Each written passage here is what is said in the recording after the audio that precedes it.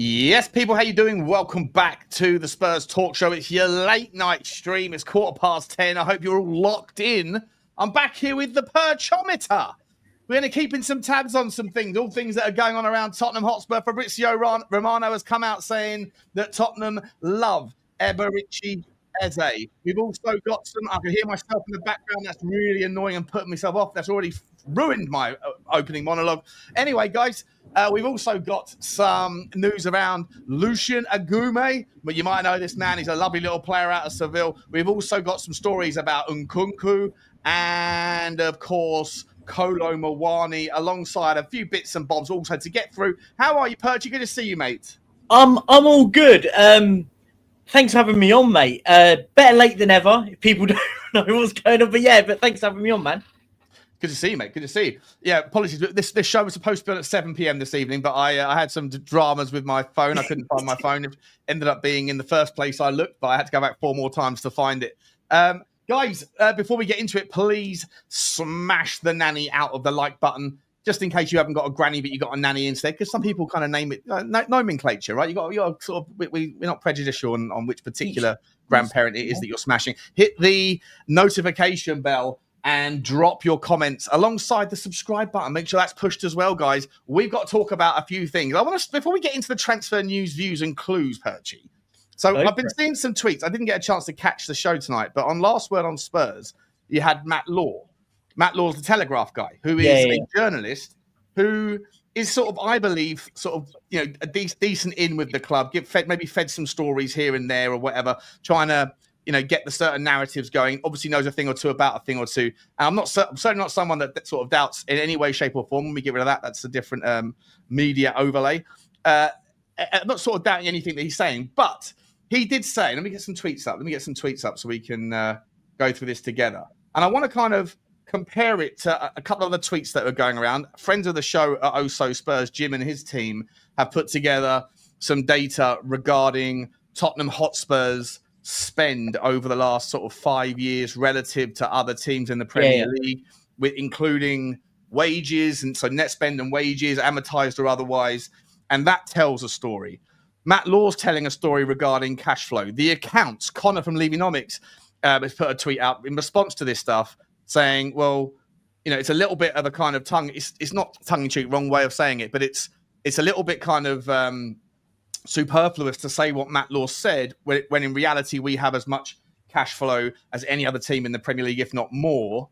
And then on top of that, Matt Law's saying, well, it's, you know, I'll show you in a second, but essentially the cash flow at the club is dangerously low, which I said I don't believe it is.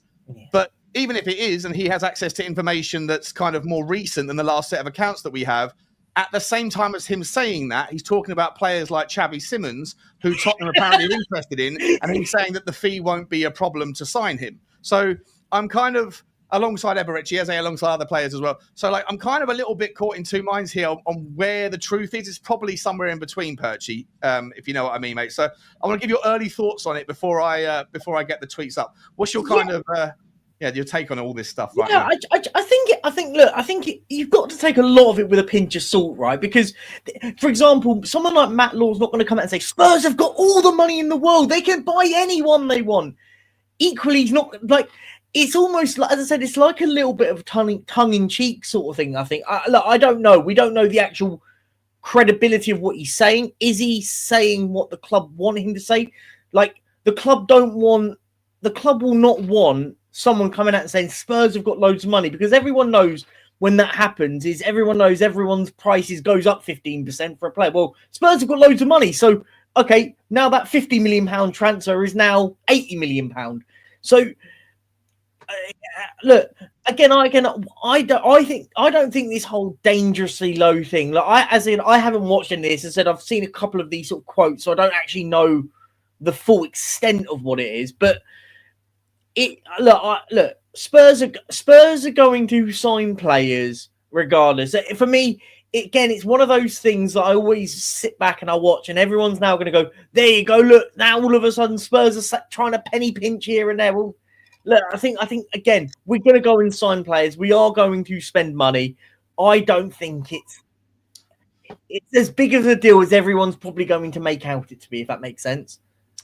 Yeah, look, I mean, I'll just go through some of the some of the comments here because, like I say, I only know what's in the accounts, and the accounts suggest that there's 72, or in the last set of accounts, which is obviously reflecting on last season, and so there's been over a year since the last set of accounts, or in terms of recency. But if Matt Law knows something because he's getting the information from the club, or he's just putting two and two together and kind of adding things up, but he's not an accountant, he's a journalist, so I don't know why he'd be doing that. But in any event, he's saying in terms of actual, is this the first quote here?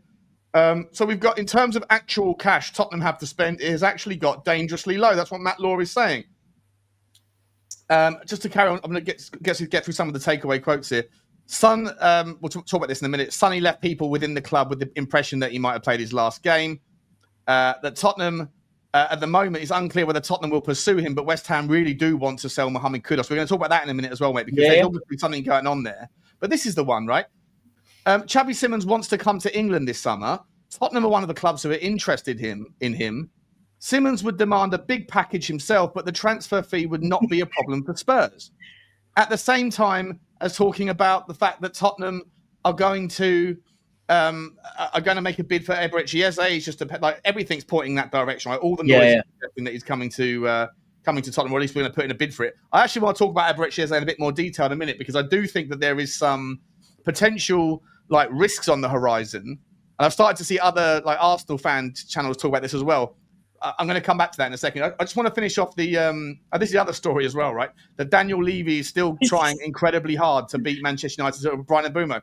So look, I mean, there's obviously, if there's enough money for one or two of Eze, Mbeumo, or a Xavi Simons, or a Semenyo, you'd imagine one of them is for a 10 and one of them is for like a winger, right? But if that's the case, then the cash flows might be dangerously low, but dangerously low relative to what? To Tottenham? Or to, or just in general standards, because here's the response from Connor, a friend of the show, right? He said, we've got the highest cash reserves in the Premier League as at the last set of the counts, which is £79 million. It's got low by Tottenham standards, but not by the Premier League standards, because unlike every other Premier League club, we have owners who don't inject any of their own money and operate a model whereby cash generated operations supports the football club, and everything else. Over 90 million has been paid out in cash in the last 2 years on property, plant, and equipment. So it's an interesting point that he raises, right? So like, it's dangerously low compared to what, and because of why. You know what I mean?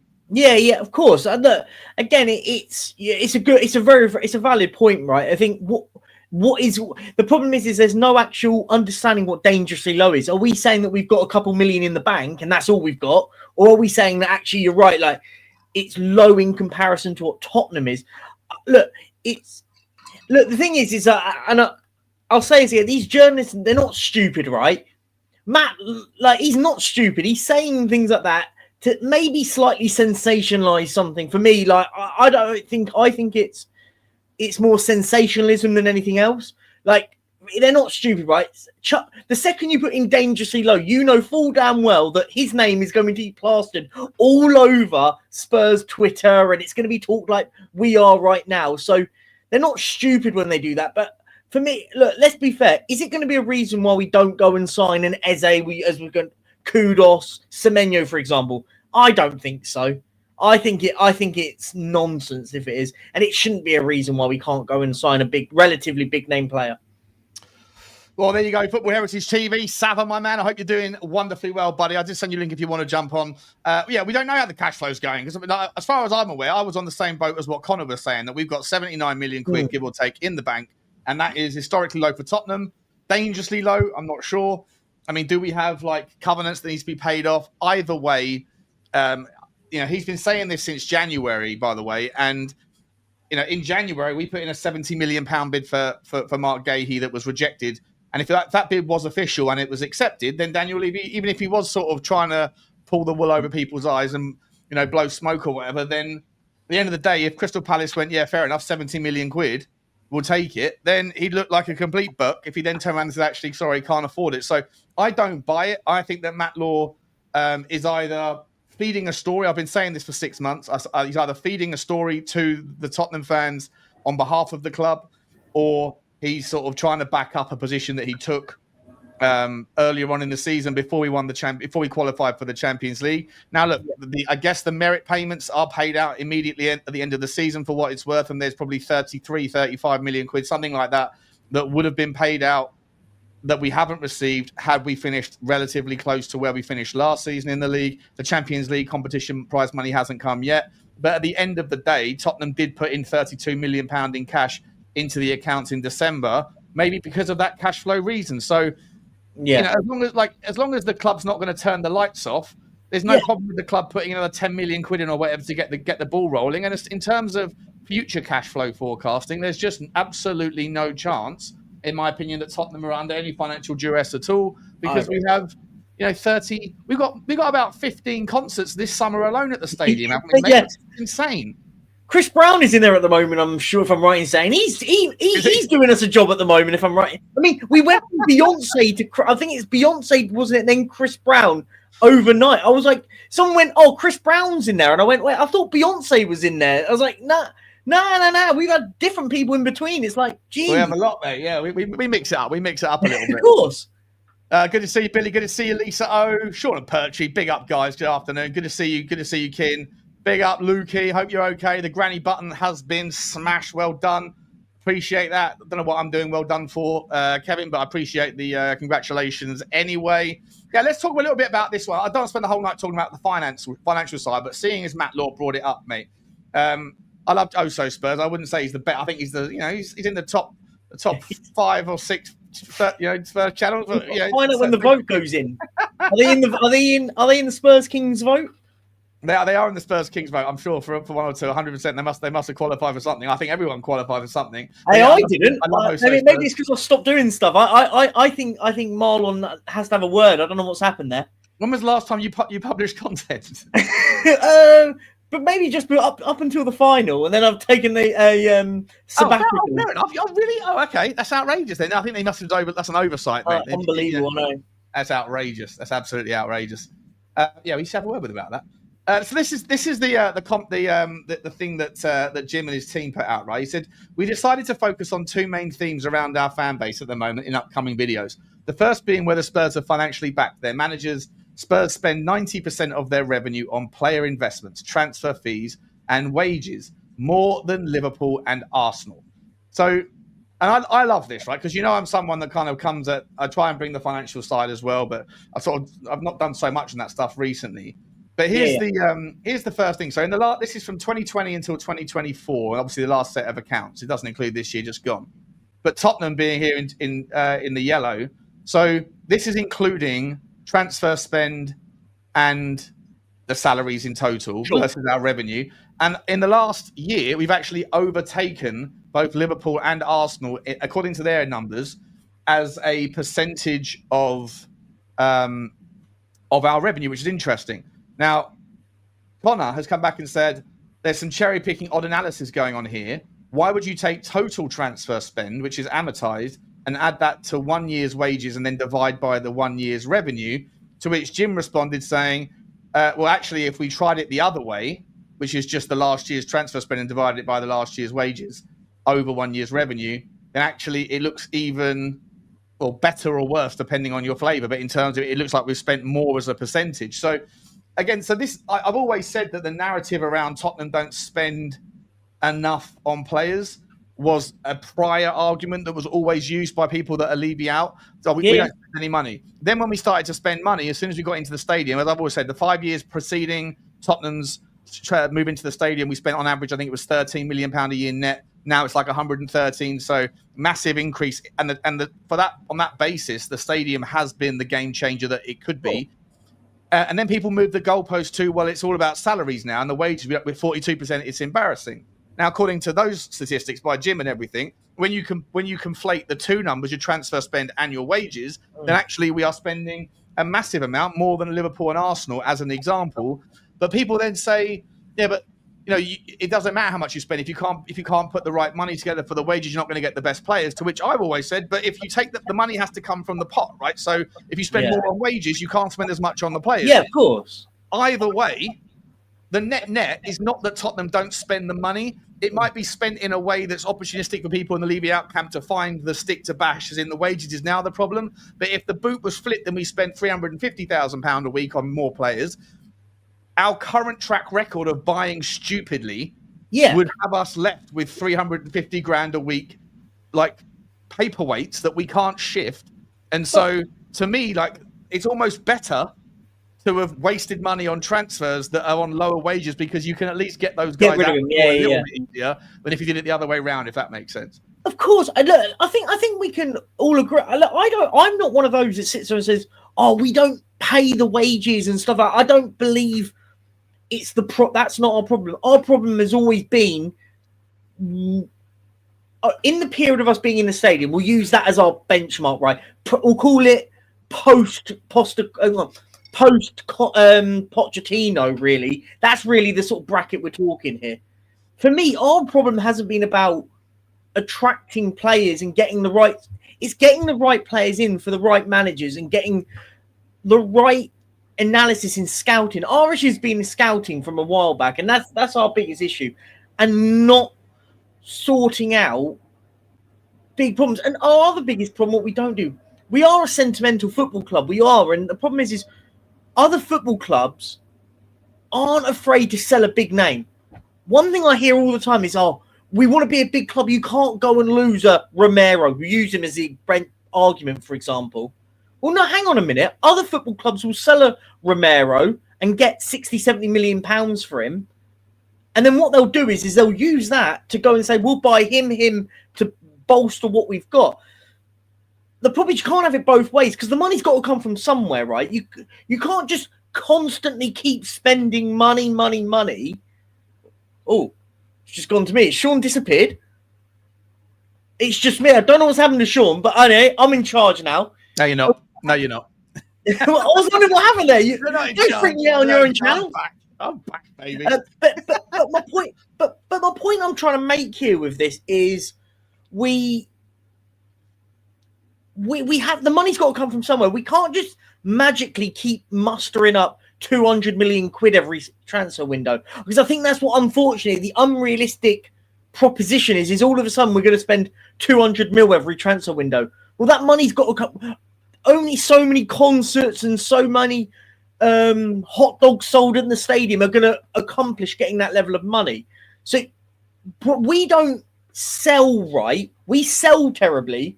And when we do, we spend money really badly. So we always seem to sell down here and buy up here. Logically, that's never going to work in the long term, right? Do you kind of get what I'm coming at with that?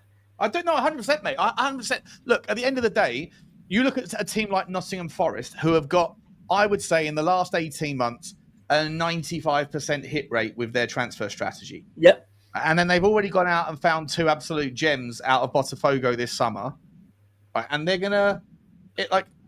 I almost think it's a blessing in disguise for everybody else that they didn't get the Champions League revenue money, because if they did, and they had that still hit rate, but they had an extra 60, 70 million pounds to go with, they could be gone from being a nobody or like a yesterday's guy who's become sort of slightly relevant again to big time very quickly, because it's not about, I mean, yes, it is about how much you spend, because even if you spend fuck all, but you get it all right, you're only ever going to get to a certain ceiling. At some point, you have to spend money to get the best players. But even then, you have to get it right. And like Tottenham Hotspur over the last, 8 years, 7 years, have essentially screwed up in the vast majority. You're completely right, mate. We overpay for the players that we paid big money for. We've overpaid for their quality, and a couple of them have been absolute shit stink fests. But if I'm entirely honest, if you look around all of the big clubs, their biggest transfers in the Premier League, 80% of the top 10, top 20 transfers of all time in the Premier League, and probably global European football at least, have been shit shows. Have been absolute shit shows. And I really like Florian Wirtz, cracking player, right? But there's a hell of a lot of unknowns about that guy. The Premier League is a massive step up from Bundesliga level. It's a different type of game, and they spent a lot of money on him. Like, for me, if you're going to drop 120, 130 million pound on anybody, it should have been on Isak, because there's less unknowns about that guy. I know Newcastle United are like point blank refusing to sell. not to get off the topic here, but for what it's worth, I think given the kind of question marks that exist around the transfer market stability right now, Saudi Arabia can't get anyone, can't convince anybody to go out there. I think because of the proximity to war is a big part of that. And so if their money's not coming back into European football, the absentee of that money is going to create little micro earthquakes around Europe. You look at French football on its knees financially. Like there's a tipping point in the transfer market. And I think that Newcastle United probably, if they could convince someone to give them 160 million pound for Isak, they should take it. Don't want to get off that on that sort of side. Actually, I'll let you answer that. I do get your point. For example, if 160 million pounds comes into Newcastle for Isak, if you're Newcastle, you probably go, do you know what? You could do a lot with that, mate. We could, with that level of money, we can bolster us to the Champions League. Look, I'm not. I think the other thing with the Middle East, one with the Saudi Arabia thing, I think another big issue with them is that what they do, because they've got the 5 foreign player rule, I think I'm right in saying they can only have 5 players that are non-Saudi. The problem is when you've got players over there, they basically can't get rid of them because no one's going, well, we're going to offer XYZ 600 grand a week. So they're basically the players that are going to be floating over there are waiting until their contracts are done. So what you've got a big influx that did go out there, but now the ones that have signed up to 3 or 4 year contracts are sitting there going, cool, we'll sit around here until we're getting paid stupid money. So then the teams are sitting there going, we can't sign any more foreign players because of that. But the ones that have been trying to, like Al Hilal have been trying to buy everybody and anybody, and they can't convince anyone to go. Bruno Fernandes turned them down. Theo Hernandez turned them down. Osman turned them down. Right, that's just 3 in the last couple of weeks. Sure. There's probably 4 or 5 more that I can't think of off the top of my head right now. But without having that sugar granddaddy that even helps out the Premier League clubs at times. Look how much it helped out Aston Villa and John Duran last season when Villa had to take the 13 months to get themselves out of a financial jam. All of those things to me are like there's a bit of a perfect storm, and I think that's why it is that you're seeing this like 65 million pound sort of threshold where all of the players, apart from Florian Wirtz, apart from Isak, everybody else seems to be in that bracket, and that's relatively low for the best. If a transfer window market, traditionally, the number 1 or number 2, number 3 or 4 players. Like a couple of years ago, you had Caicedo, Declan Rice, Enzo Fernandez. You had all these players going for like near 100 million quid.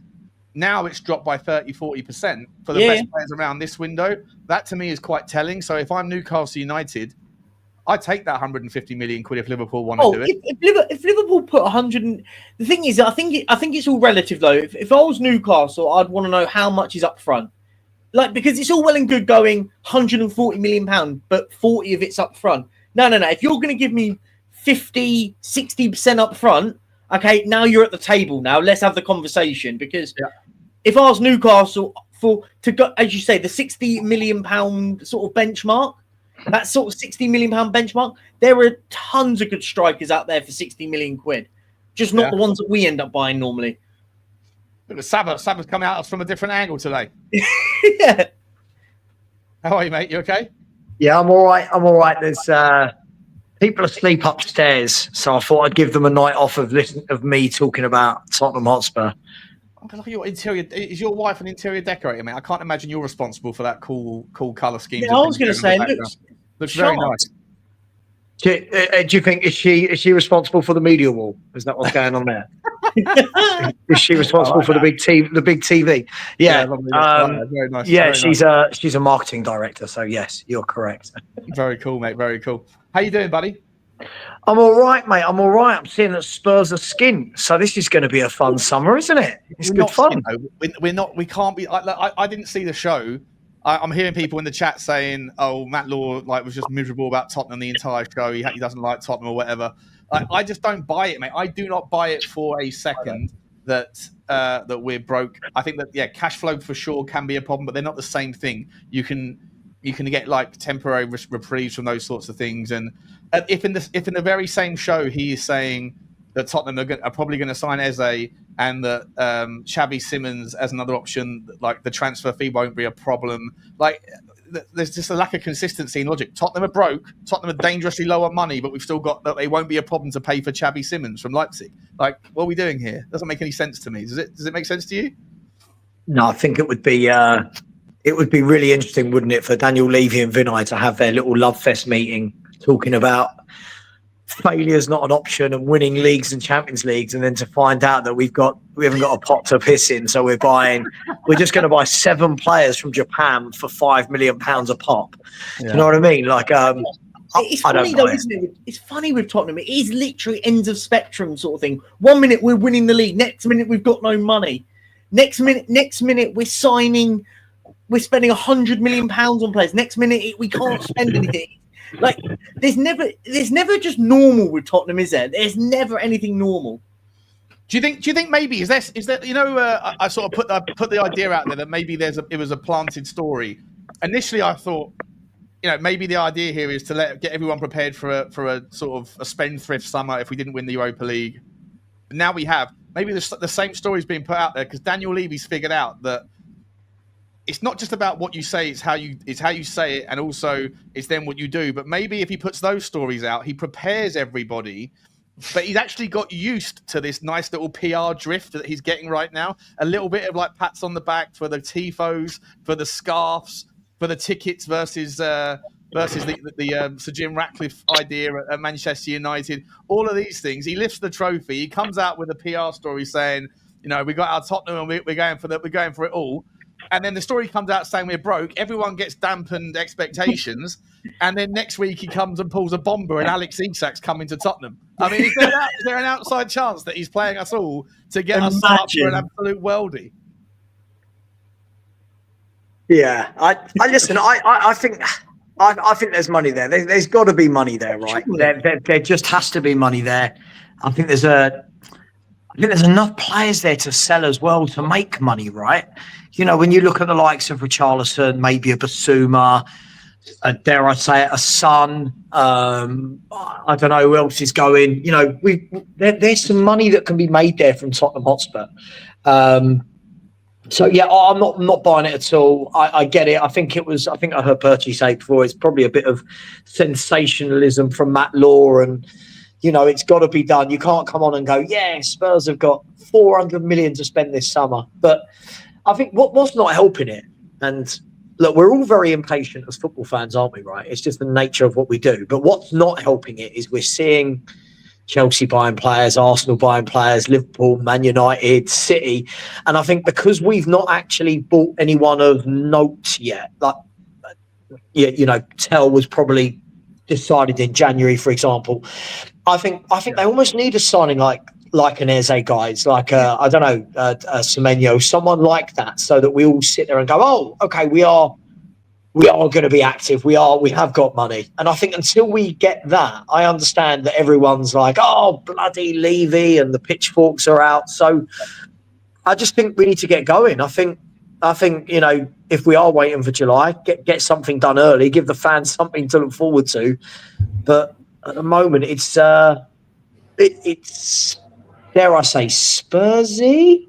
Would you guys be okay if over the next week, right, between Wednesday and let's say that, yeah, between Wednesday and next Tuesday, that we don't hear an Eze coming in, we start to hear that those stories are picking up, but the next 3 stories that we hear, the next 3 here we goes are for players leaving the club, like for example, Alejo Veliz going to Racing or whatever it is for £5 million plus we get to keep 40% of his future sell on.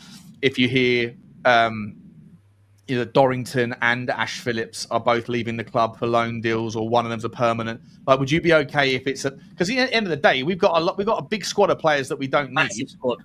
So like we need to get rid of some of these players, and like at some point those things have to happen. I know everyone wants to get the players in because that's the fun bit, but we do need to move some of these players out, right, Perchy?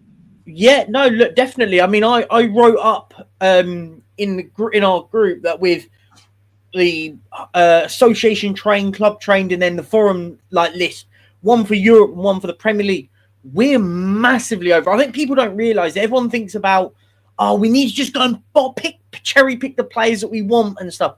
We have a massive squad that we need to get rid of. And you're right, the likes of Veliz, crap, goodbye.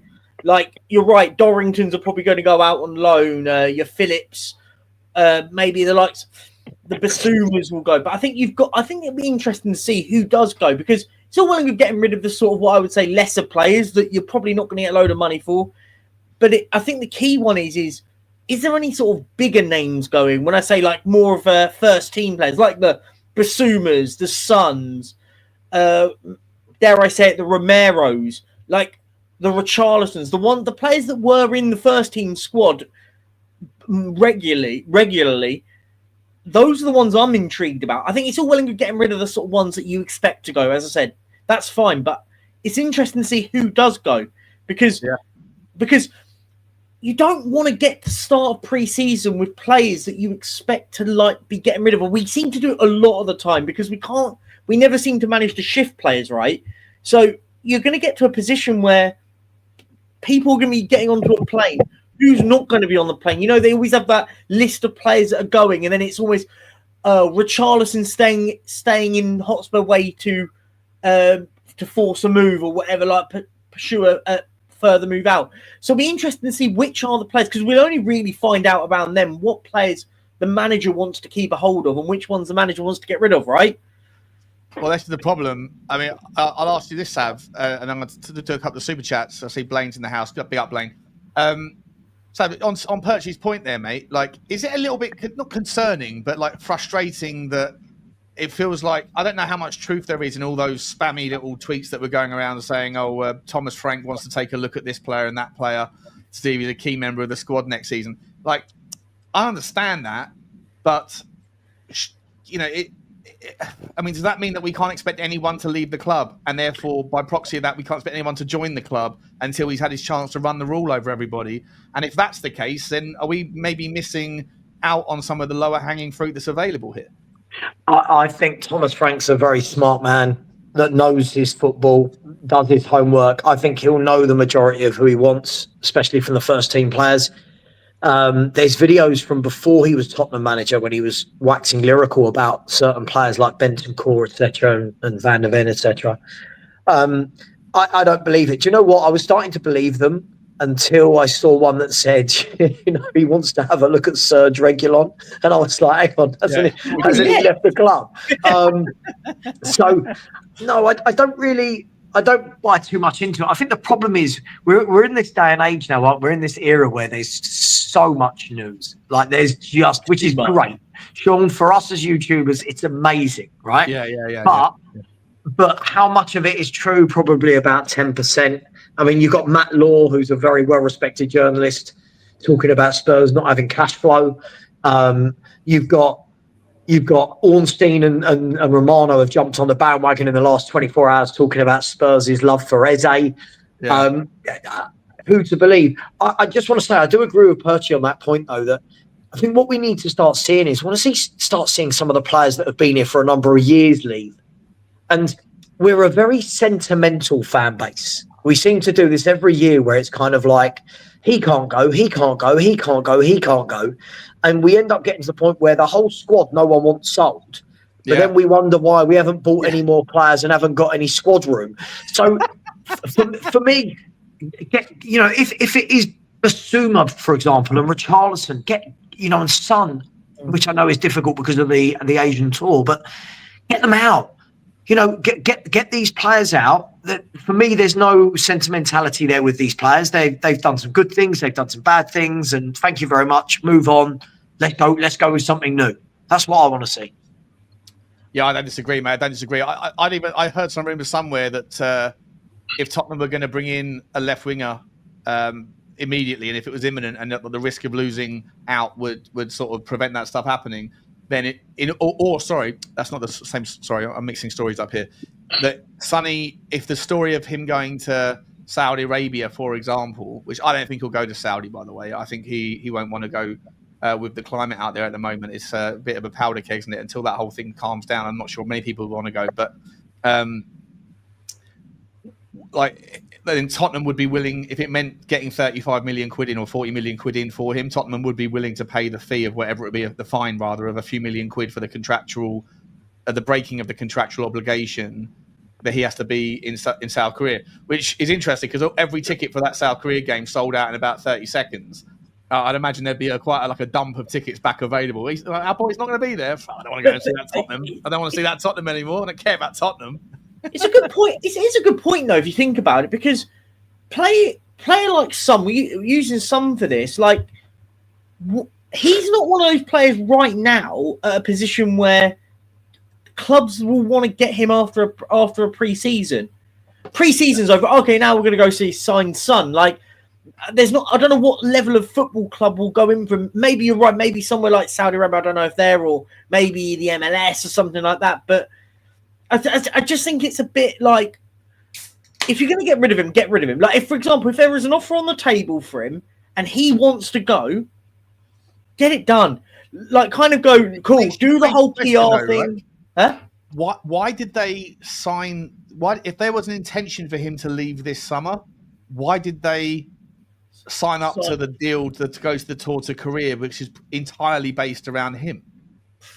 It's a really strange one, isn't it, for it to kind of figure out. We'll come back to that in a second. I do want to ask you guys about Eberechi Eze, because I think that a lot of people, I mean, I spent a lot of time talking to Johnny, who was obviously like Eze's biggest fanboy, and rightly so. Like, Eze's a cracking player.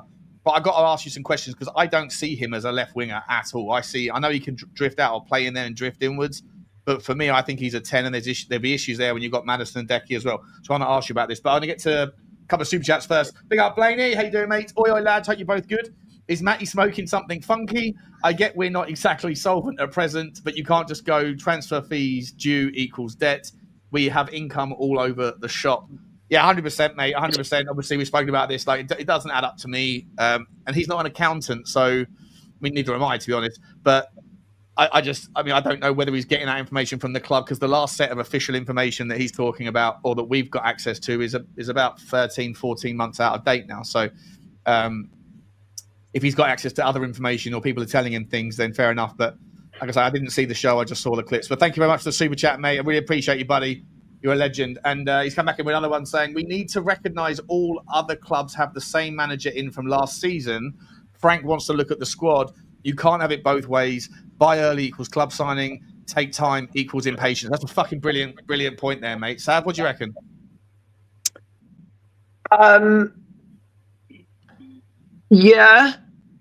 Yeah, but look, you know, these managers live and breathe football more than we do.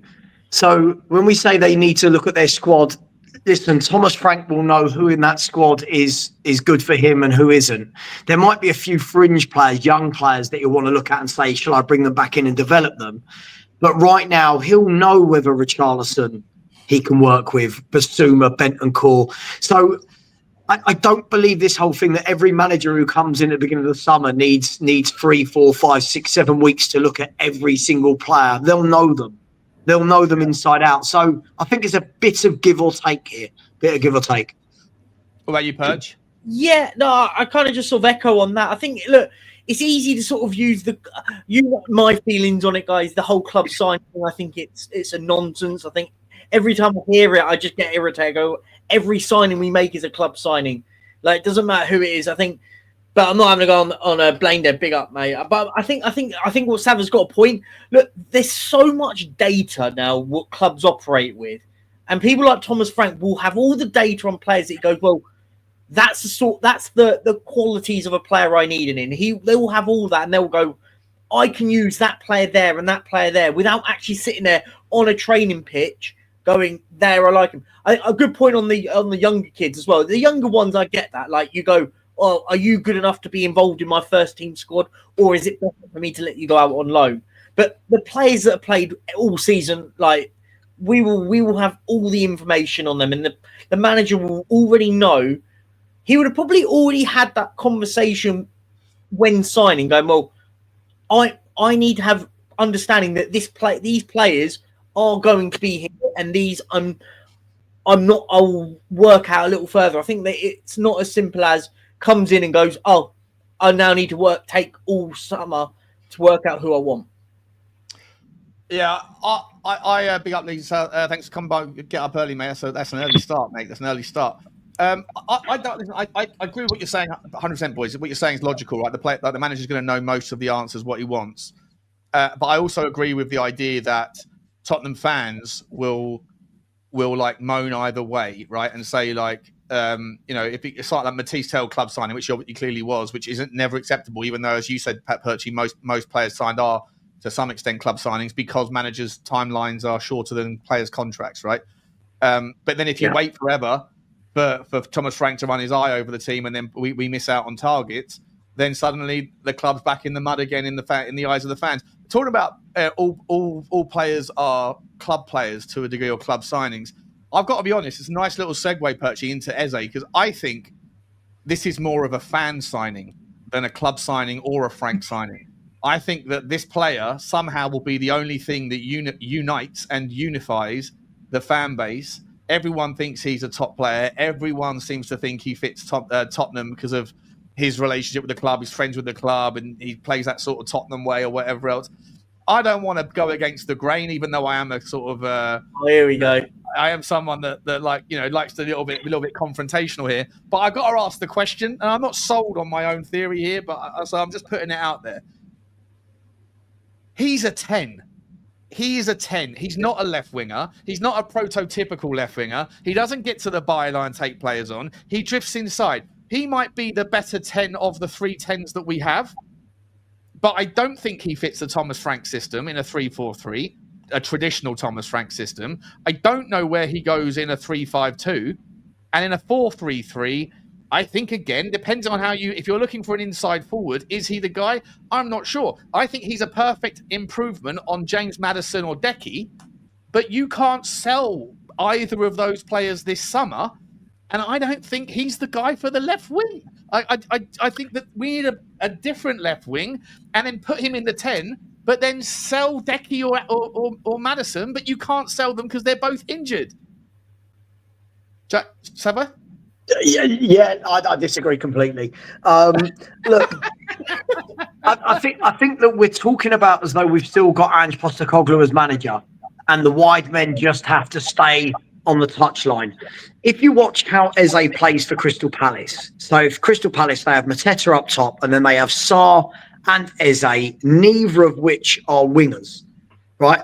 But both play off of Mateta in almost like free roles where they're allowed to roam about, get involved, support.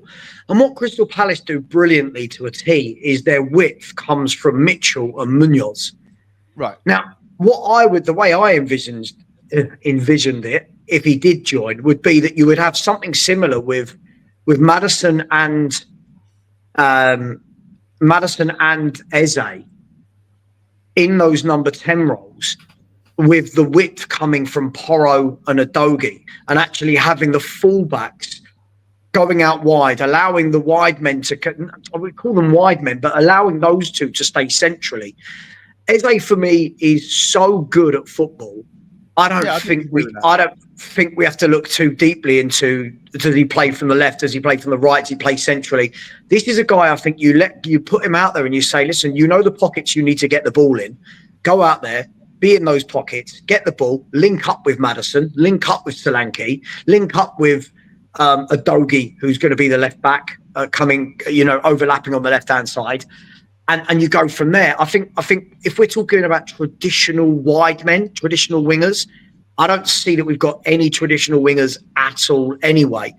Right. Kulu isn't one. Brennan Johnson isn't one. I mean, it's got too many of the same sort of player, right? Sure, but the difference is Eze compared to Tell, compared to Kulu, compared to miles better. 100%. He's a maverick. 100%. I don't.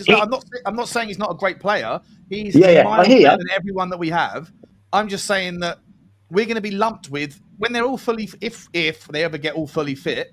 How do you keep them all happy? How do you keep Maddison, Decky, and Eze happy? And actually, let me just rephrase the question a little bit. If you've only got space in a Matt Law money is tight budget for one £65 million player this summer, if you only got space for one, is Eze the one? Yeah. Or would Mbeumo be better? Or would a Ratatata, a winger of epic variety, be the guy? I don't care. Exert whoever you want here. I just think Eze's a wonderful addition to a squad. But you don't need Maddison and Decky in that environment. Yes, you do. Yes, you do, and I'll tell you why. Firstly, I will say I love Ratatata. I hear it. I seem to every time I see your video, you say it all the time, and I love it. So keep it up. But look, if you're gonna get them, you get them. Look, one thing we're crying out for is creativity. Yeah, we say this all the time. When Maddison doesn't play, we do nothing creatively. Why wouldn't you want more of that? Like, I've envisaged all different scenarios. If you wanted to go 3 at the back, have Udogie and Porro bombing up, then you play those 2, as Sava said, with the 2 just behind a striker. Or if you're playing a team like a lesser team, not to be disrespectful, you can go to a 4-2-3-1, have 3 of them in that, all 3 of them playing. People go, then just go to look chaos. No, invert. Cause problems. The problem is you don't have to. Everything doesn't have to be so fixated into positions, right? We saw when you can't have 3 players with 3 roles, Perch. It'll be mad. No, you can't. Man. Can I bring some? Look, I feel like we're one of the only clubs that talk like this. The big clubs sign lots of players, have loads of options. And you never hear their fans going, "Oh, I wouldn't buy Florian Wirtz. He'll get in the way of Soboslai," for example. Yeah. You have the big squad for a reason that you're going to play a lot of games. So next season, Tottenham as a minimum have, if I'm not wrong, 48 games as a minimum, which is 38 league games, 8 Champions League, and then 1 FA Cup, 1 League Cup, right? So as a minimum, we're going to have 48 games. You would probably think that will be closer to 56, 58 games if we progress in these competitions. Across 56 to 58 games, I want as many creative players that you can get on the pitch as at any stage as possible. I think we worry so much about the width. Yeah. The width should come from, look at Liverpool, right? The width at Liverpool has always come from Trent Alexander-Arnold and Robertson. Salah inverts, Diaz inverts, Gakpo inverts, Soboslai's in the middle. You know, we're worrying. If you're pushing those 2 guys, if you're pushing Udogie and Pedro Porro as the overlapping outside fullbacks, are you not then going to face, with the absence of a major 6 to come in and just sit and protect, are you not just going to have the same problem that you had last season, Ange, getting popped over the top? No, because Thomas Frank won't leave it wide open. So Thomas Frank will drop the defence 10 yards and he'll have a two-man midfield that sit in. So if you look at Liverpool, again, I use Liverpool as the basis because, well, why not? Liverpool have Gravenberch and McAllister, who neither of them are a 6. Neither of them are 6s. Both of them play in that, I hate it, the double pivot. And one goes, one stays, both stay if they need to. And they allow Robertson and, well, what will be Kirkes next year, but Robertson and Alexander-Arnold to go and have fun and enjoy themselves. I think the problem is I feel like we're talking as though we've still got Ange in these kamikaze, chaotic tactics, and we're not going to have that. So if you watch the Thomas Frank masterclass coaching videos, he talks about when we attack, we have 5 on 4. When they attack, they have 4. They have 5 on our 4. Like, he talks about the numbers that you have. I think if you get the opportunity to get an Eze, that's a match winner. That's a guy that does something out of nothing. I know I'm going to get clipped up here, and people are going to spin this into me saying I don't rate Eze. That is absolutely not what I am saying. I think the guy is by far, he immediately comes up. Clip it. Yeah. Well, I'm going to clip this afterwards to make sure I can bounce back. He is immediately the best creative player that we have in the team, for sure. The best player we have. Yeah. He's class, and I'd love to have him. But I'm just sitting there working on the idea that money doesn't grow on trees, at least in Daniel Levy's eyes, and that he's like, I'm thinking, like, is there any player in a forward line that's a realistic target that Tottenham have been linked with that you would rather see us if you could only have one? Eze, if you only get one £60 million player this summer, it's Eze, is it for you? Yeah, for me. We're basically talking about the Kudos, let's just say Kudos, Eze, Semenyo, and Burmo. They're the 4, really, aren't they? That's the ones that we're so far hearing. Yeah. If I was to pick one, it would be Eze. I like him, Burmo. And Burmo can play as a 9 as well if you like. I like him, but look, I think he's committed to Man United. I think that's done. Like, I like Semenyo, but again, for me, Eze's the player. If you look at him and go, it's almost perfect for what we are, and it's so Tottenham that we end up won't getting him. Like, it's like a player that has been crying out. We end up not getting him, but the issues will come, right? It's all good having these conversations now in June, right? The issues will come when Maddison's out for 3 months and we're going, we ain't got anyone to create anything in midfield again. And we're going, well, there was a player there ready to come and join that we want. So, and I think Sava makes a good point as well on the front. We need to stop talking about signing a player, blocking another player's path. And we need to start looking at it from a context of, hang on, Maddison, you're on the bench today. Eze, you're starting. Because on Wednesday we're playing Inter Milan. So Maddison, you're going to start. Eze, you're rested. Where do you see Eze playing? Wherever he wants. 10. He can play 10, 11, 7. 90% of his minutes last season as a 10. Yeah. But look, but bear in mind, you can also the beauty of it as well. By the way, we haven't spoken about the others. Who's to say Maddison can't play out on a right hand side? He's done it before. Who's to say he can't play on the left hand side? So we're shoehorning Decky back out on the wing, are we? No. I'm not bothered about Decky starting. That's the thing for me. Let's be fair with it. He's the third of the 3. I'll be honest.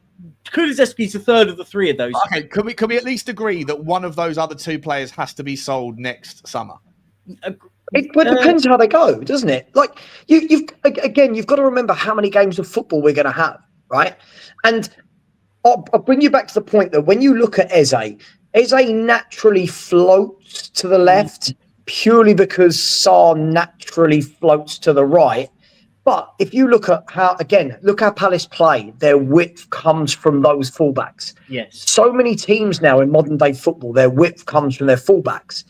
In an AND system, all we've done for the last 2 years is all of our width has come from wide men who don't actually want to be wide, right? So for me, I think if we revert to type, let Porro and Udogie be on the outside, like overlapping, not cutting in.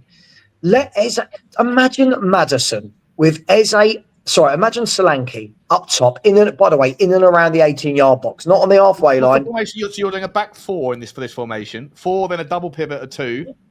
Yeah. And then 3 and 1, yeah? 4-2-3-1? Yeah, however you want to do it. I just think we can be Maddison and Eze a free role where they can just interchange, do whatever the fuck they want to do, create magic. Yeah, I just want to be fluid with it. Like you could go 4-3-2-1.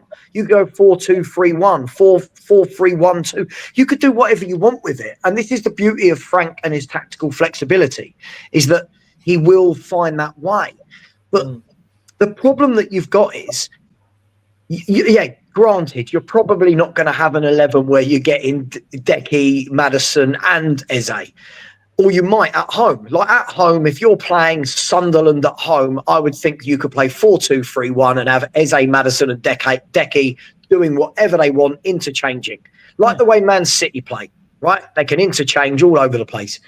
But we can't ever get to this stage where we think, we're going to have too many players. We've learned in the last 2 years, there's no such thing as having too many players.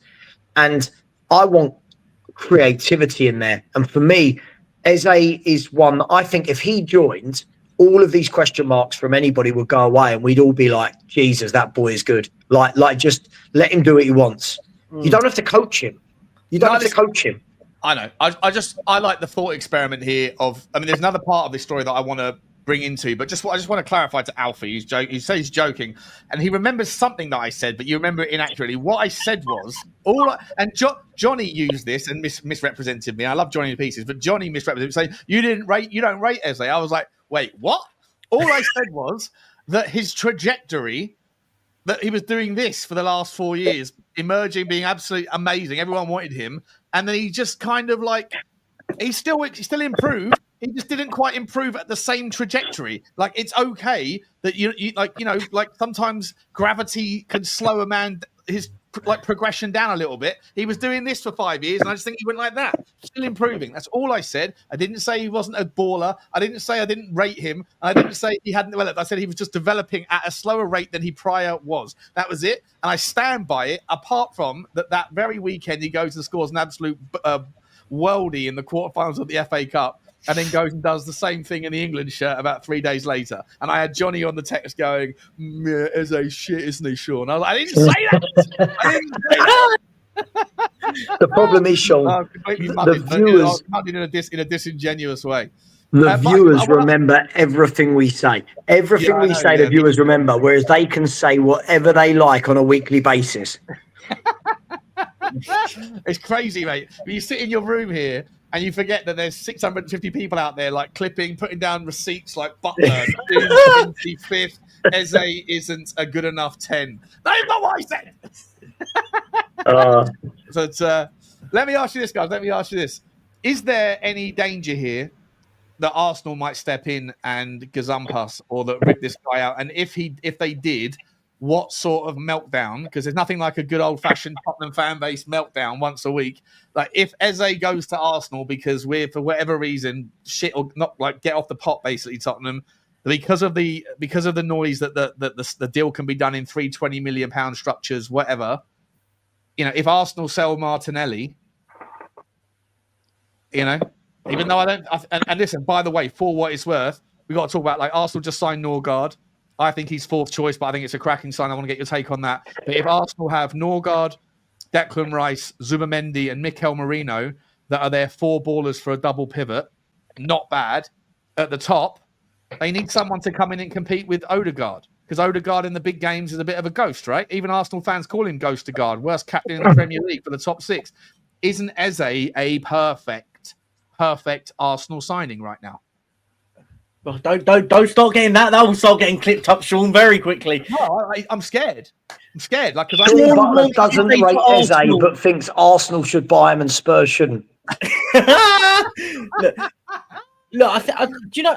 It's a good. Do you know what, Sean? It's actually a really good point. I think. Look, Eze, it's a good. If they offload an attacker, and they get him. I think it's one of those. It's very quiet on the interest front with Eze, which always concerns me. Normally, when there's loads and loads of noise, you kind of go, okay, that's fine. But I think there is quietness going on with it, in the sense Tottenham seems to be the only real team named by any real sources. And look, if Arsenal come and knock it for an Eze, let's not lie, Arsenal are a massive pool compared to us at the moment, right? Whether we like it or not, we don't want to like it, but if Arsenal come knocking, or not just Arsenal, really most clubs above us at the moment, like bigger, the ones in the Champions League, even the likes of Newcastle or could come knocking, like, for all we know. But look, I feel optimistic that Eze is going to join. There's something, I don't know why. Yeah, I just have a weird feeling that it's going to happen. It just feels too good to be true that it doesn't. Can you imagine, mate? Can you imagine if all of a sudden it went? You saw Fabrizio Romano saying Arsenal have entered discussions for Eze, and then 5 minutes later, here we go, and he's holding up a fucking Arsenal shirt. The meltdown in this fan base. Oh, get the mud, Butler! You did that! You did that, Butler! I think the worst thing about it for me is Arsenal at the moment. We can see what Arsenal are doing, right? Arsenal have gone cheap on a sub goalkeeper. Arsenal have gone cheap but astute, in my opinion, in terms of replacing Jorginho. And they've gone big in terms of Zubimendi, who for me is the Thomas Partey replacement. Right? Yep. Now, at the moment, their big money surely is going to be wrapped up in either Benjamin Sesko or Gyökeres. Yeah. Right? The worry for Spurs will be is if we dilly-dally about, if we do want him, of course, we're all sitting here saying we want him. If we do want him, don't dilly-dally to the point where Arsenal have secured one of them and then go, right, we've got money for one more big player. Right, because we've got the opportunity at the moment. Eze surely won't be on their mind, right? He won't be on their mind. It will be what striker are we getting? Because, like you said about our fan, a player for the fans, Sean. At the moment, the fan voices in the Arsenal fan base is striker. Yeah. So we've got all of this time while Arsenal are pissing about trying to buy in Sesko or Gyökeres. if we wait, if we do a typical Tottenham and just sit back, wait, and our fans say things like the window's not shut yet, if we do all that, then we can't complain if these bigger clubs come in and take him. Maybe Newcastle, they haven't flexed their muscles yet. Maybe at Newcastle, Man City haven't got a 10 yet.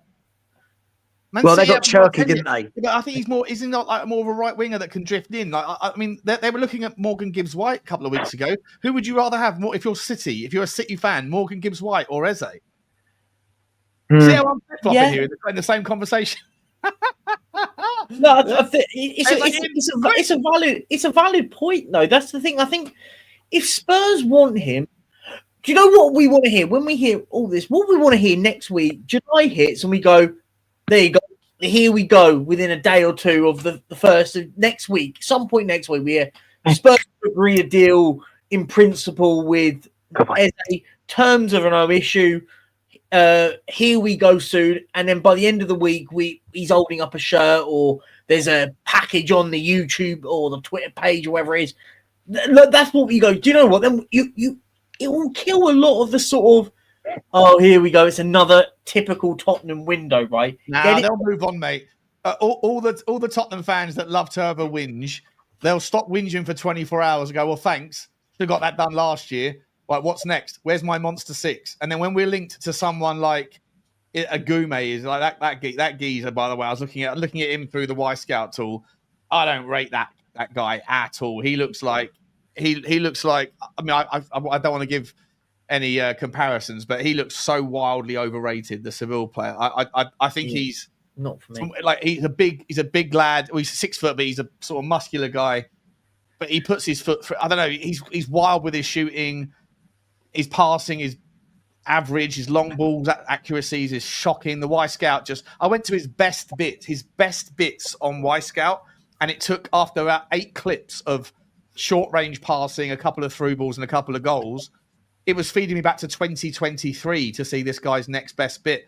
Like if we get him, I'm like, I don't really understand where his why people are talking such wonderful things about him. Are you familiar with this guy too much?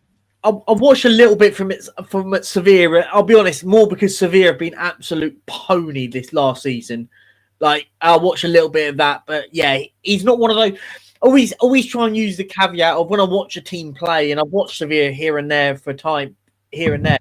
He's not one of those that went, "Oh, you're a top player." Like you watch it and you just go, "That kid there, he's a top player." Never thought that.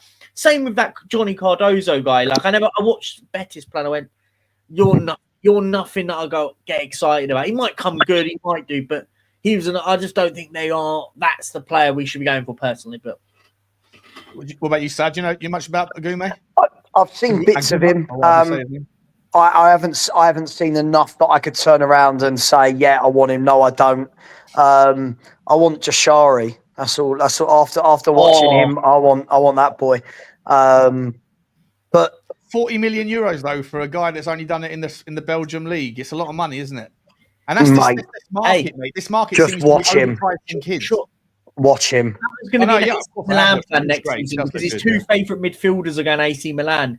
Jashari is going to AC Milan, and Samuel Ricky's going to AC Milan, and Modric as well. Yeah, and Modric. Yeah. Well, and apparently they're trying to get Granit Xhaka as well. Yeah, no, but they won't get all 3 of them. Surely, like Samuel Ricci is a DM, like a real cultured DM. Yeah, I like him. And Jashari is like, I don't know, like a CM that can do it all. Jashari does look like an absolute baller, to be entirely honest. But then, for what it's worth, Adem Zorgan, I don't know if you guys have seen him. He plays in the Belgium league as well for Charleroi.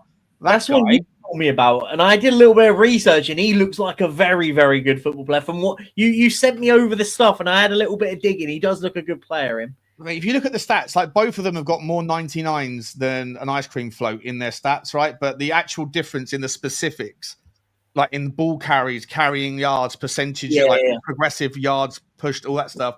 Like Zorgan is just like, he's so far up the 99. There's obviously gradients within the 99 because I think that progressive passing distance, they're both in the 99th percentile, but there's about like 500 or something silly, 700 additional yardage in the progressive passes between the two. Like Adams Organ for me is he's just a bit older and he's 25, and so like I'm sitting there going, well, why hasn't he been picked up yet? Why hasn't he gone somewhere better?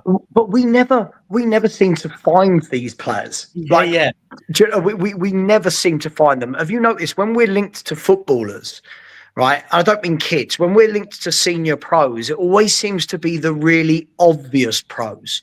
Now, what I mean by that is, over the last few years, we were linked with Bissouma. There was no who's Bissouma. We knew Bissouma. We were linked with Richalison, right? We were linked with James Maddison. Like it's always very obvious. We never go out and go, look at like we used to. Look at Berbatov. Look at Modric, right? We used to get these types of players, and now I don't feel like we do. And there's such a big world of footballers out there. Listen, I watch way too much football for my own good. And when I'm watching the French league and the German league and the Italian league, I'm like, who's that? Let me look into him. Yeah, he can play. He can play. He can play. And then when you see them in the summer, like Romano going, so-and-so from Como is linked with Milan. You go, yeah, I like that, lad. Why aren't Spurs ever scouting these footballers? It just feels like we don't do it. What exactly? Is it like a snobbery in the Premier League? And like, who am I? I don't know. All I know is I like Y-Scout. It's a fun tool to go and find a little player or two by dialing the filters up, and I go and spend about an hour looking into them, and then find a couple every week or whatever. I find a couple of people that I keep an eye on, and then like you, Sav, like you, Perchy, maybe 6 months later, they're suddenly going somewhere bigger than where they currently play. But it's Brighton and Brentford that go and find these guys and bring or Bournemouth that introduce them to the Premier League. And most of the time, these guys don't flop. So like these other teams that go, well, I'll wait until he leaves Charleroi and goes to Leipzig, and then I'll think about buying him next year for 3 times more money. Massively inflated fee. Yeah, but why is it that Brighton and Brentford and Bournemouth and these teams have got the confidence to bring them in? Because the pressure. Are aware of these players as well. Surely we're aware of these players as well. Like we can't just not be aware of them. I think I was going to probably say it, but isn't it though that there's not necessarily the pressure on Brentford, Bournemouth, Brighton to use those ones as there's not real that level of pressure to get them in, or is it because they trust the data and the knowledge base that they have that they go, okay, look, do you know what? If one doesn't work, we know another will. So that in their mindset is if one doesn't work, for example, because there's the odd one with you could use that hasn't worked. Gyökeres is an example, right? Gyökeres they got in, and then they sold him for £1 million, and now he's big. So did they get that right or wrong in the sense of then signing him? Was it that they knew he was going to be a big player, but he wanted to go? Like anyway, it's irrelevant. But no, but they sold him. They sold him to a team in a lower league. It's one thing. Isn't it a case? They sold him to Coventry, right? Yeah. Isn't it a case that with these clubs, because they buy so many of them, they all kind of play together and build and grow together? Yeah. I think the difficulty for Spurs, I've said this for years, is I feel like we're an in-between club. So we're in between what the Brightons and the Brentfords and the Bournemouths are, and in between what the big four are. I know we talk about a big six, but let's be fair, there's a big four: Chelsea, Arsenal, Liverpool, City, right? Yeah. We're slap bang in the middle of that. Forget this season. We're slap bang in the middle of that with Newcastle, with Man United, and with Villa. That's where we exist, right? The problem is, if Spurs went and bought, I guarantee you, Sean, if Spurs went and bought Jashari tomorrow, if we nipped in, paid the 40 million euros and got Jashari, our fan base would have an absolute fit of who on earth is this guy? He's from Belgium. I bet he's rubbish, without even seeing him play. Yeah. And at Brighton, they'll get away with that, right? Because they'll go in there and we'll all go, oh my God, Brighton have done it again. Look at that. At Spurs, there's that preconceived idea. Does this guy get us in the top four? Because we're perennially trying to get back in that top four. So I do feel it's difficult, but maybe if we have a scouting department that bring these through, we do 1 or 2 a year, we might start trusting it. The problem is we've seen so many failures for the last 10, 15 years.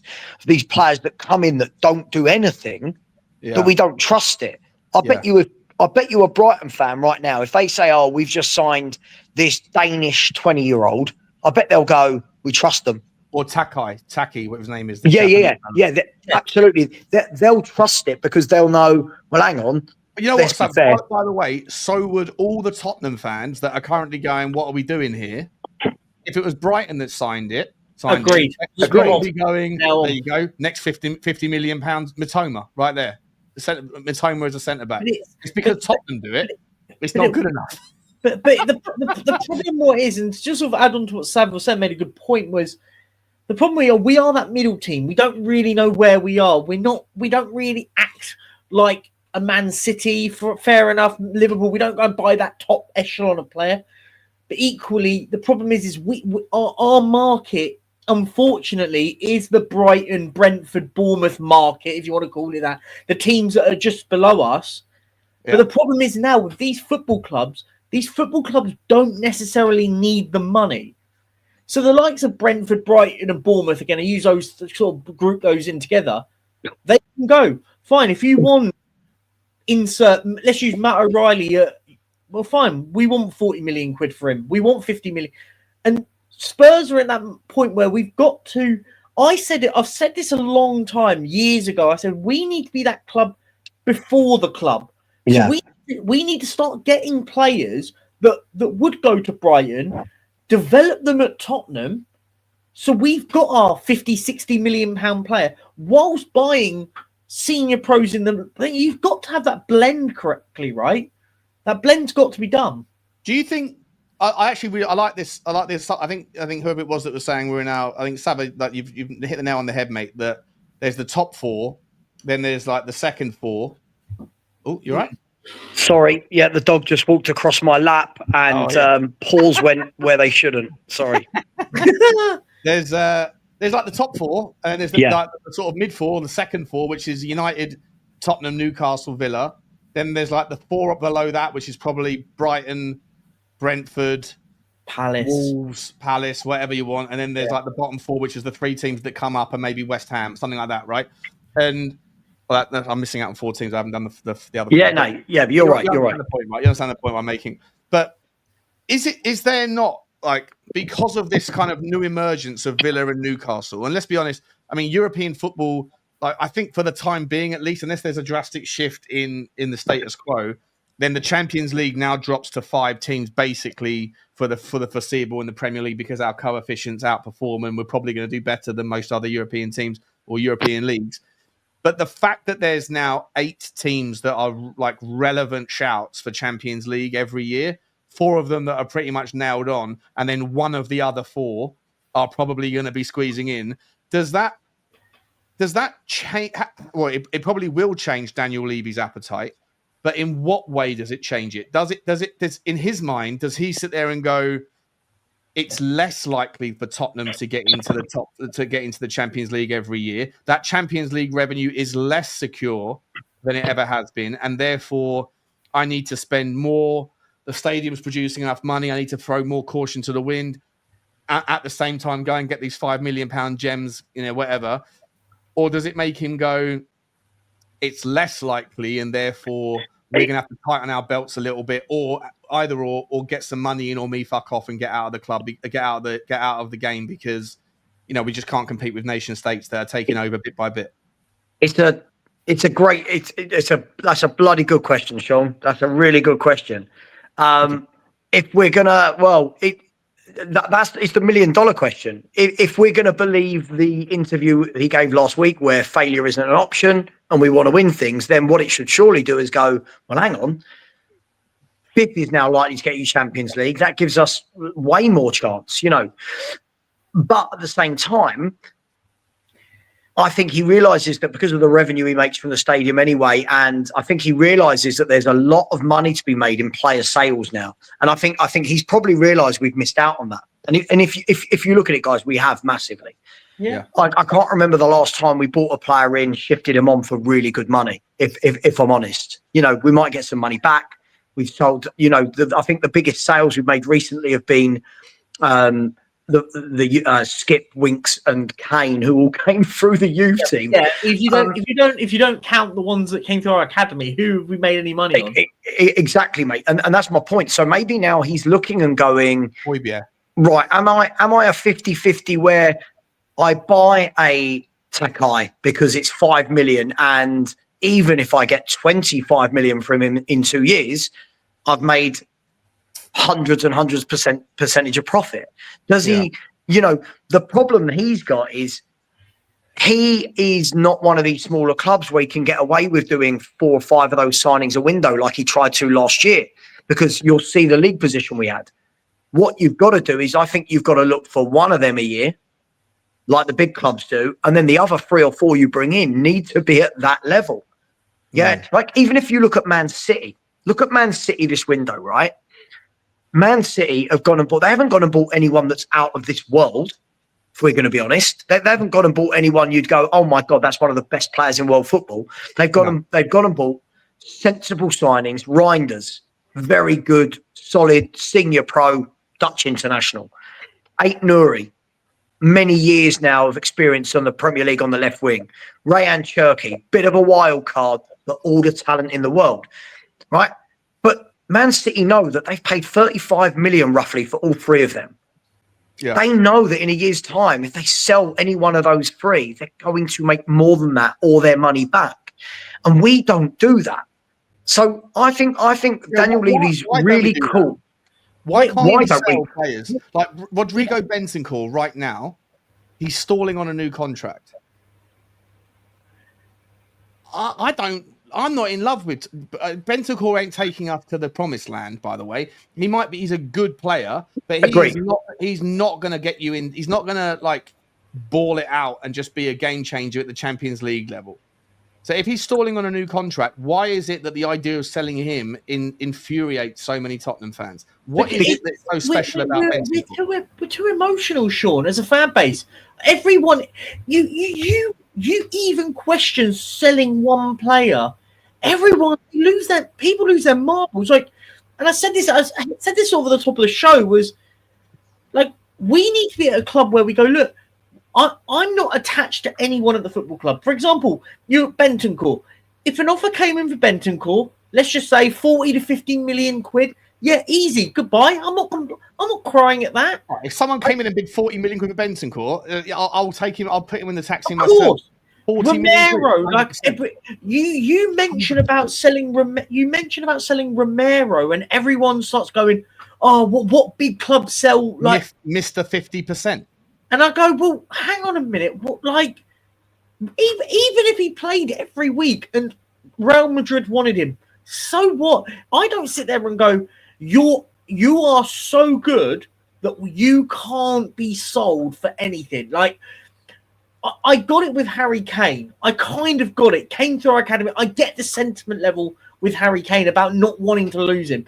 Even then, we sold him too late, because if you got a big fee for him, you understand it. But it's not even like these players have come through our academy. And do you know what? It's got even more to the level now that we've won the Europa League. I see it more than ever. You can't. He's one of the ones that won us the Europa League. You can't sell him. I don't. If I'll be honest, I stand by this. If an offer came in for any player at this football club that is at a level which I think is deemable, I'm not sitting there going, you can't sell him. I don't think anyone is that good that I go, if we lose him, I will be upset. Perchy, I've said this for years, right? We have some good players, right? Yeah. But I think it's really important to emphasise good. We have some good players. Unfortunately, we have sections of the fan base that glamorise and try and over-dramatise how good they are. They put them on pedestals. For example, Romero's the biggest case in point in any of this. Romero, as we said a million times, on his day, brilliant, right? But he has too many not his days, and he has too many days where he's not fit to play. Our fans are like, oh my God, you can't sell Kuti. Why? Why can't you sell Kuti? Bentancur, oh my God, you couldn't sell. Why? None of these players have done anything in a Spurs shirt where I go, sorry, last thing I'll say. Let me say this, Sean, right? I want to keep players who are consistently good, right? So for years gone by, we were like, God, we can't sell Bale. God, you can't sell Van der Vaart. You can't sell Defoe. You can't sell Keane. You can't, Sheringham, blah, blah. Carrick, but I'm looking at these players now going, there's no consistency from any of them, right? I don't see that any of them are irreplaceable, any of them. But our fan base, we are very emotional. We wanted Ndombele to have a chance for 5 years, Lo Celso for 5 years, Eric Dyer for about 4,000 years, Dele Alli. But I think we're very sentimental. For me, I don't care. If a big offer comes in, for any of these players, I like seeing new. I want to see new. Yeah, I love a fresh page. The only thing I would say in defense of the fan base is I think that when we have sold our best players, even though they're not like, I completely agree with what you're saying, by the way, but when we have sold Bale, we squandered the money. When we sold Harry Kane, we squandered the money. When we sold basically all of them, we haven't really replaced like for like. When we should have gone out and got a proper. Did we squander the Bale money? The Kane money, sorry? Kane money? I don't think the Kane money we did. Maddison, Van der Ven and Vicario. Brennan Johnson, wasn't it? I mean, it depends where you're saying where the portion of the Kane money went. Yeah, if you actually think about it, we only made 40 million for Harry Kane. 50 million. Yeah. Well, that's what I mean, though, right? But no one was interested. I mean, I like Matisse Tell, but I totally take the point that he hasn't necessarily earned it yet, but I hope that will be changed in the future. The only thing I would say, quickly, Patch. The only thing I would say is that if there is any truth, like maybe I'm wrong, maybe I'm speaking on behalf of my own thoughts rather than the fan base, but if there's any truth in the minds of most that we don't necessarily, when we do lose a good player, we didn't replace Berbatov, we didn't replace Ericsson, we didn't replace Modric with like for like all those. If we didn't go again properly, then there's a lack of confidence in the club to get it right with how you replace. However, I would make the argument that of late we've got more right than we've got wrong with regards our value for money in our trading.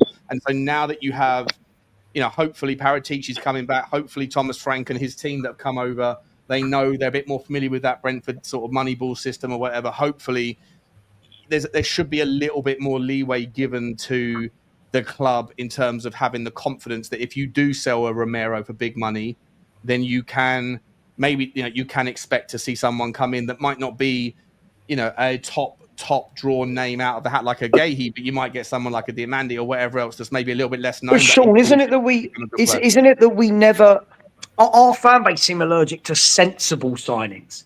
If you've noticed, if ever you suggest a player who's a solid Premier League player that does his job, right, but might not have a really sexy name, right, our fans go, nah, I wouldn't want him, he's not good enough. And I'll give you an example, right? When we were talking about Norgard earlier, I turned around and I said, absolutely what we need for 2 years is a Norgard. Oh, but he's 31. Don't care. 31. Get him in midfield. 2 years. Understands what Frank wants. Plays every week in the Premier League. Danish international. Knows his job. Knows the Premier League. Played in big games. Right. For our fans, though, we've got to do better. We never get sensible. We go for young players that are hitting hopes, right? Or we go for really expensive people like Ndombele and Richalison and Solanke, where you go, oh, we don't want that. I don't want to say middle of the road. That's rude. But how do teams like Brentford and Bournemouth survive? Right? They go and get steady, solid footballers. And I'm not saying all of ours should be that, by the way. But if you suggest a steady, solid centre half, oh God, they can't lace Romero's boots. Nathan Collins was the argument, weren't it? I mentioned him, and everyone goes, "Oh, I wouldn't have Nathan Collins in over." How could you think replacing Collins with Romero? Because Collins is slightly ginger. He's Irish, and yeah, of course. He's got a name like Nathan Collins. If his name was Nathaniel Collini, yeah, exactly. If he had a fancy Italian name and played and played for Atalanta, we'd all be going absolutely crazy, 100%, right? 100%, yeah, 100%. Like I'll give you an example, right? So last week on my channel, when I turned around and I said, listen, if Spurs sold any of the centre halves and Frank wanted to bring in Nathan Collins, I'm cool with that. He knows him inside out. He knows the job that he's going to do. He's coached him. He's trained him. I trust that a coach in Thomas Frank knows what he's getting. Yeah. Our fans automatically went, oh, well, you've at least got to go for Branthwaite. If you actually compare their stats next to each other, Nathan Collins' stats are much better than Branthwaite's, right?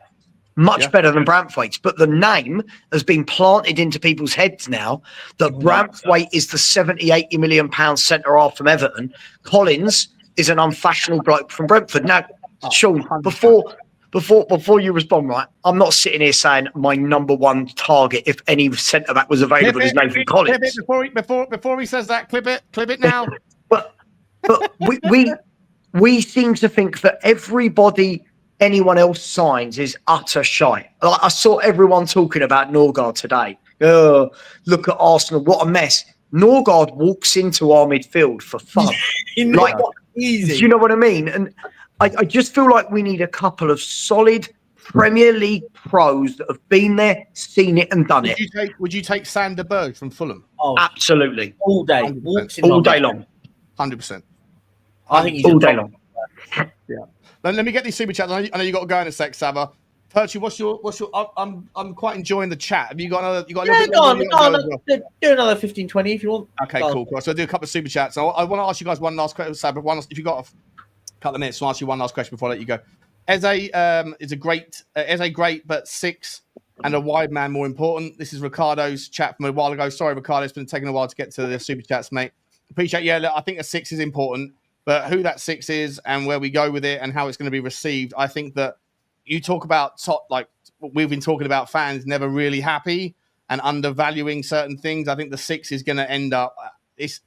We're not going to get a 6 that is going to wow anybody unless it's a Douglas Luiz or an Edison. And look, I'll take Douglas Luiz all day long. Edison's not going to happen, but I think it'll be 2-8, Sean.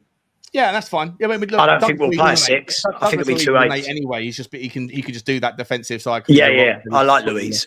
And he's Premier League proven, right? I don't know why we don't do it, but another simple. Dermatron saying big up Sean Sabat and guest. That's Perchy. Thank you. Cheers, Dermatron. Great to see you, mate. Hope you're okay. And Mr. Pox Office. Hello, Mr. Pox. I've seen that name before. Eze has a never. You actually put the red spots on his face as well, you bastard. Eze has never say die attitude like Rasputin had.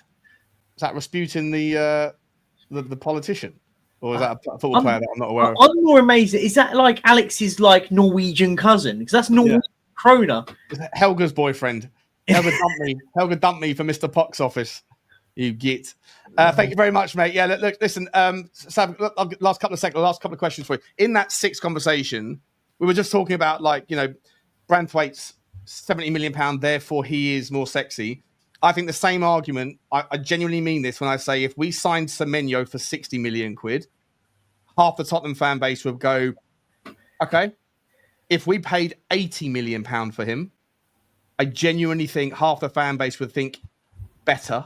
Would think more of it because he comes with a higher price tag. There is a great point, isn't it? Sean, of course.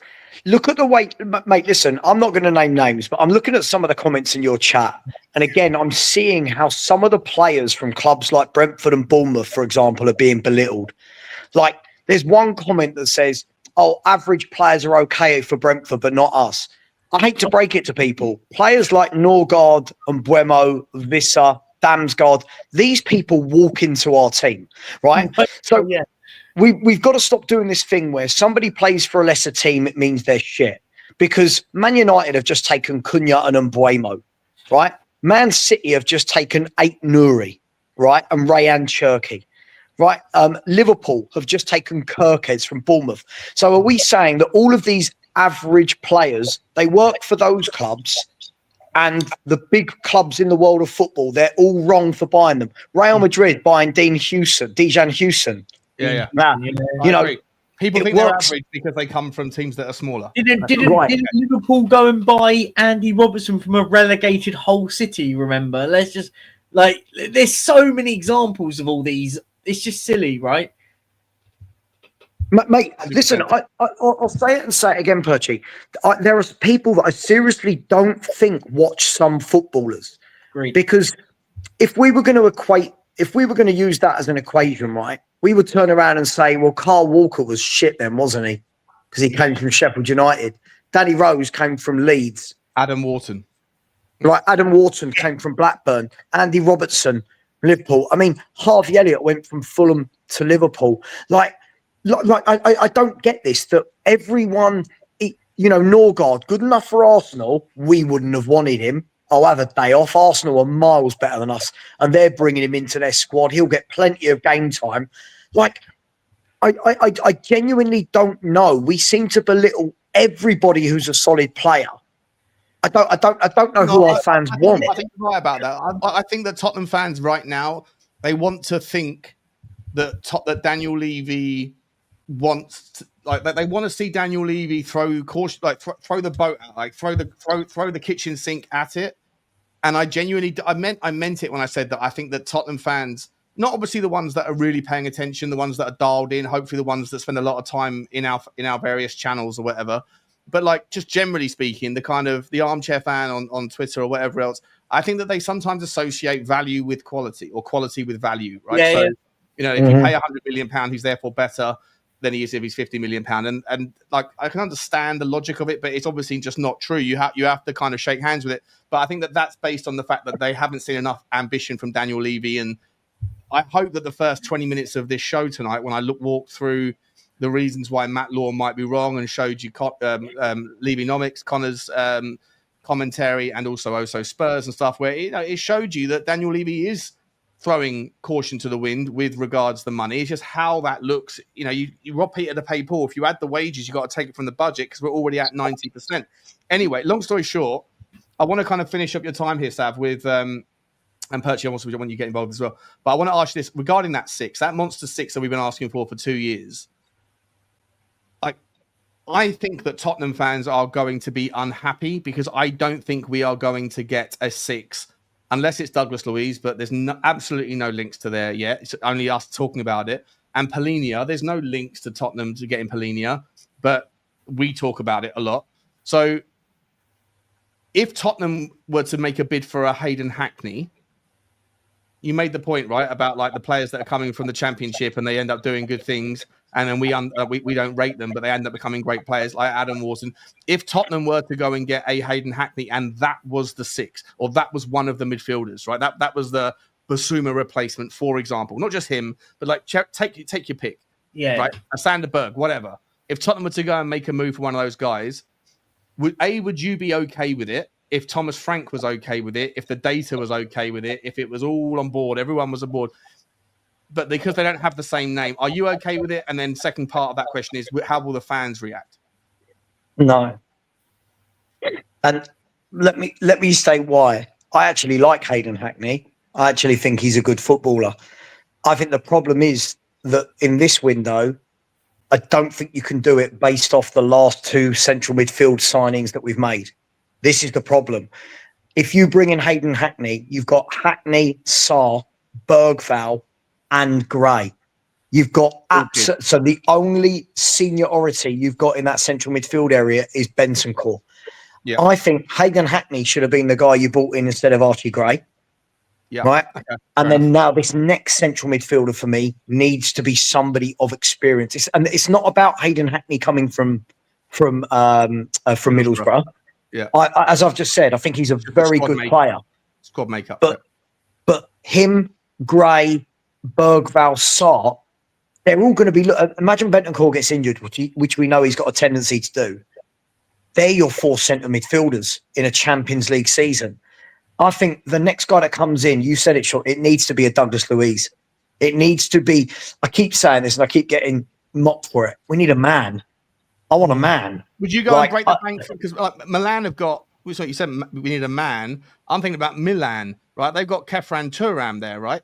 And they're going out and trying to buy. Let's be honest. If they are trying to buy Yannick Xhaka, if they are trying to get one of Richie or Arden Jashwari, if they get two of those three, would you go and Kefran Turam's a monster, isn't he? He's an absolute beast. He was one of the 10 list that the 10-man list that I put together last summer.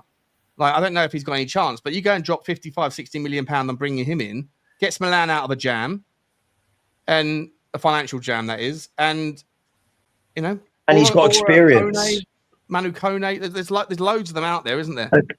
Mate, we just the next person that comes in for me, if we want to develop young players, we've got that in midfield in abundance. Right?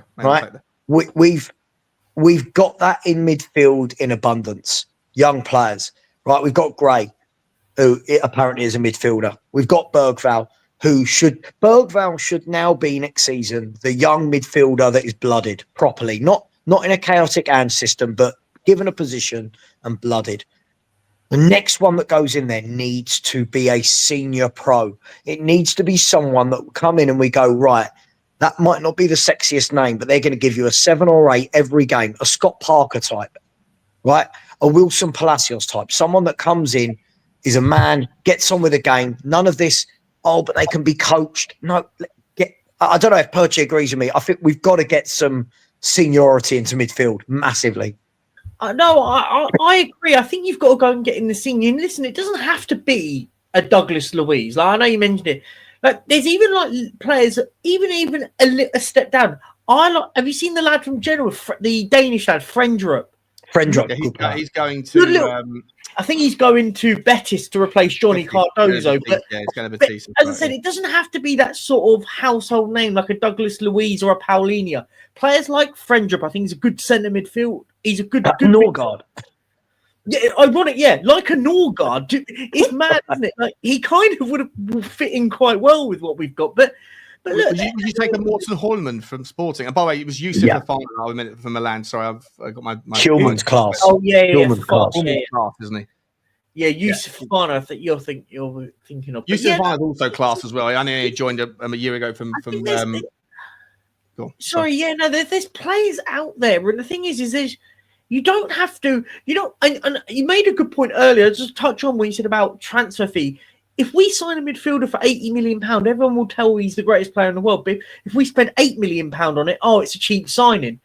Why can't we just go and get the player that we need right now? And if the player is Christian Norgard, I know he's going to Arsenal now. Why are we against it? Like, there's so many good players out there. Humland's another one. I like him as well. He's a good midfielder. There's midfielders out there that we could go and get that will improve what we've got. And I agree. Especially if Perchi, like if Saba was speaking earlier on about letting the width come from the fullbacks. If we're going to do that, then you especially obviously in a 4 system, in a 3 system, it's not quite as pivotal, but in a back 4, if one of those 2 or both of them are going to push up, then you absolutely need a 6 that's just like at ease in sniffing out the threats and just sitting deep and just protecting those back 2. As you said, we spoke about this about a month ago with regards João Palhinha, right? Like everyone just taking a sigh of relief that you've got that guy in front that's just going to pick things up. Morten Holman, for example, is just a slightly younger Danish version of a Palhinha, right? He's a better passer of the ball as well. So, Sean, I don't think that's ever taken into account enough. Forget what we as fans want. Yeah. Right? If you've got a proper number 6, I don't care if he plays as a 6, but if you've got a proper DM that can play in the 8 or the 6, in a 2 or a 3, the sigh of relief on the centre-backs, right? The sigh of relief from the full-backs, the sigh of relief from the midfielder next to them, and the sigh of relief from the playmaker who's always having to come back is huge. It's absolutely huge. And if Van der Ven and Romero, let's just say they're going to be our 2 centre-backs next year, do you know how much they would enjoy their football having a number 6 in front of them, allowing them to actually not be stranded with 2 at the back? So, yeah, figuring out whether one of them's got to jump forward to try and cut out the threat, and the other one's got to cover the entirety of the back, the width of the pitch. You know, when we get caught up in channel chasing, it's a nightmare. Absolutely. I don't want to see next season. I mean, listen, I'm just my individual fan point of view. Next season, we're probably going to start a 2 in front of that back 4. I'd like there to be a new face in there. I have a feeling it will be Bentancur and Berghvall, but I would like to see a new face in there to give a little bit of solidity. I've seen Berghvall, I've seen Bentancur, I've seen Sarr, seen Bissouma. Now let's get in somebody that's been there, seen it, and done it. But Hayden Hackney, I reckon, will be the one. And by the way, I like him. I like him as a player. Yeah, I hear you though. Just too much. I just think it's a big responsibility to bring him in and go on. Then Champions League start DM. Exactly. I hear you. Sean, I've really got a bounce. I've asked everyone to stay a little bit longer. It's a perfect time to round off. Guys, massive shout out to both you, Perchi and Sava. Thanks for coming on. What's coming up tomorrow, Sav? What's coming up on your channel? Morning show. I haven't done a morning show all week, so I'm doing a morning show tomorrow. And then I'm thinking of doing a watch along for Juventus Man City tomorrow. That could be quite a good game. So is that the last 16? Might get a sneaky Juve Man City tomorrow night. Lovely. Perchy, you back at you doing the channel again, mate? Or you loving life without. Now, listen, I think I'm debating if I'm going to put some more content out. Maybe nearer the start of the season. Maybe we might do something. I'm on my sabbatical from YouTube at the moment, but I make pleasant visits for you guys on the odd occasions here and there. Busy at the moment, but with stuff in my life. So yeah, but I'm starting a petition to get your channel added to the Tottenham Content Creator Awards. Yes. Grace that you're not in there. Marlon, if you're watching, Marlon, what are we doing, bro? Disgraceful to not put me involved in that. Disgraceful. I want to have words. I've got words to have with Marlon about many things. I mean, no, I haven't. I love Marlon. I love Marlon. Yeah, I love the guys over there too. Make sure you do go over there and smash the granny out of their channel as well. Sava, thank you very much. Go to Football Heritage TV. Link will be in the description straight after this. I'll add it right now. Percy, thank you so much, mate. I appreciate you for coming on. Thank you to Blaine, to Ricardo, to Dermatron, and to Mr. Pox Office, and to all of you guys that have stayed up with us. It's midnight. Go to bed, you filthy animals. I'll see you tomorrow for more with Bugsy Malone. And by the way, guys, if you are interested in Spotify, if you like these things in audio format for your work or whatever else, Spurs Talk Show is on Spotify. Please go and follow and subscribe because I'm trying to get that bad boy up as well. Can we just have a shout out to the Spurs 5? Oh, yeah, shit. Yeah, guys, sorry. Don't go. There's still 600 people here. Stop. There is, if you hadn't heard, look, a lot of people have been asking over the last 3 years. I get a lot of banner people going, when are you going to debate Stell? And we never did it. And people were going to Stell, when are you going to debate Sean? And we never did it, right? Well, the reason why we didn't do it is because we were saving it for 3 years for a channel that is going to be coming to your attention called the Spurs 5. It's not just Stell and myself. It's going to be fucking fireworks every single stream. There's personalities on there where you know what's going to happen. It's Lubo. It's this man right down here. I mean, Sava and I have arguments. I think today is the first time in about, I don't know, 7 or 8 streams where we haven't had a blazing row, Sav. Yeah. I enjoy it. I enjoy it. I love it as well. It's all good. It's all good humour. Sava. It's just what you do. This is what you do, Sean. This is what we do. It's what I do. Yeah, we antagonise. We deliberately play the other side. We play the devil's advocate, and sometimes it can get spicy. So Johnny, myself, Sava, Lubo, and Stell, the Spurs 5. There is a channel starting in. It's going to be sort of mid-July, hopefully, sometime between early and mid-July. It's going to be wild. There's going to be loads of content on there, but 2 main shows a week on a Thursday night and a Monday night. It's going to be awesome. Fireworks and hopefully some really strong debates as well. But that needs a mediator, doesn't it? That needs a mediator or a referee. Chaos in one go. Love it. So yeah, but for all the people getting that whole thing set up, and once the channel's ready to go, we're all going to be plugging it. So make sure you've got space. I think you should call it the Echo Chamber, just for irony. The Echo Chamber. Actually, that's what I was going to say. For all the people that say, "Oh, these channels, they're all echo chambers." I mean, you couldn't have 5. You know what, mate? Actually, more different views. That's almost a better name than the Spurs 5. I think it should be called the Echo Chamber. I think it's just irony. It's brilliant. The Spurs Echo Chamber. Yeah, that's brilliant. I can picture the graphics on the screen. Yeah, it would be quite cool. Yeah, it's going to be fun. Yeah, no, Eno's a referee. Spurs CC. Is this your mate? He's a referee, isn't he? Big up, Chris. He is. Big up, Chris. Nice to see you, mate. So look forward to that, guys. We'll be plugging that as soon as it's ready to go. And I need everyone here and everybody on the channel and all the channels making sure they get over there and support and subscribe because it's going to be absolute fireworks. We're looking forward to seeing that in July. Sav, thank you very much. Percy, thank you very much.